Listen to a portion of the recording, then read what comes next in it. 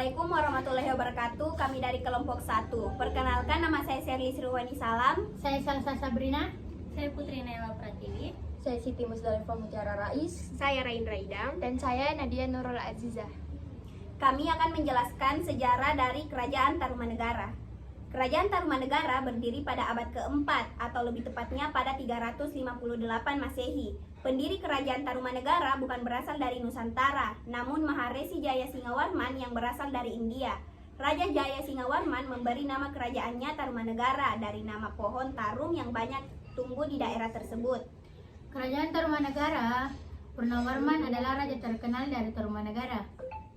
Kerajaan ini terletak tidak jauh dari pantai utara Jawa, bangunan bagian barat. Berdasarkan prasasti-prasasti yang ditemukan, letak pusat kerajaan Tarumanegara diperkirakan berada di antara sungai Citarum dan Cisadane.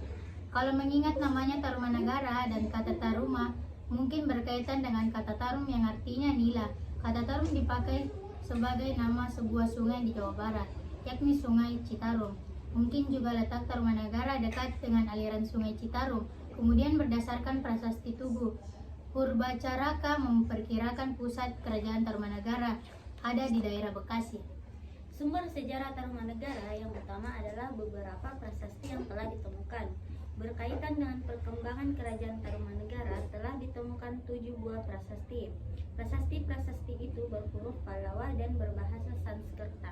Prasasti itu adalah 1. Prasasti Tugu, 2. Prasasti Ciaruten, 3. Prasasti Kebun Kopi, 4. Prasasti Muara Cienten, 5. Prasasti Jambu atau Pasir Koleangkap, 6. Prasasti Cidang Hiam atau Lebak, 7. Prasasti Pasir Awi.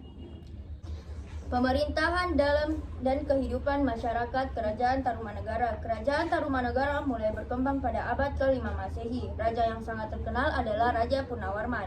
Ia dikenal sebagai raja yang gagah berani dan tegas. Ia juga dekat dengan para brahmana, pangeran, dan rakyat. Ia raja yang jujur, adil, dan arif dalam memerintah. Daerahnya cukup luas sampai ke daerah Banten. Kerajaan Tarumanegara telah menjalin hubungan dengan kerajaan lain, misalnya dengan kerajaan Cina. Dalam kehidupan beragama, sebagian besar masyarakat Tarumanegara memeluk agama Hindu. Sedikit yang beragama Buddha dan masih ada yang mempertahankan agama nenek moyang atau biasa disebut dengan animisme.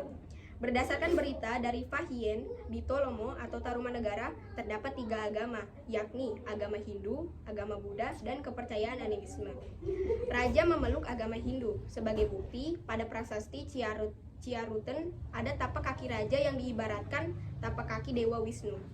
Sumber Cina lainnya menyatakan bahwa pada masa dinasti Taang terjadi hubungan perdagangan dengan Jawa. Barang-barang yang diperdagangkan adalah kulit penyu, emas, perak, cula badak, dan gading gajah. Dituliskan pula bahwa penduduk daerah itu pandai membuat minuman keras yang terbuat dari bunga kelapa.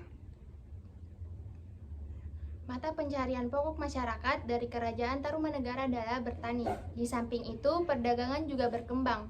Kerajaan Tarumanegara mengadakan hubungan dagang dengan Cina dan India. Untuk memajukan bidang pertanian, Raja memerintahkan pembangunan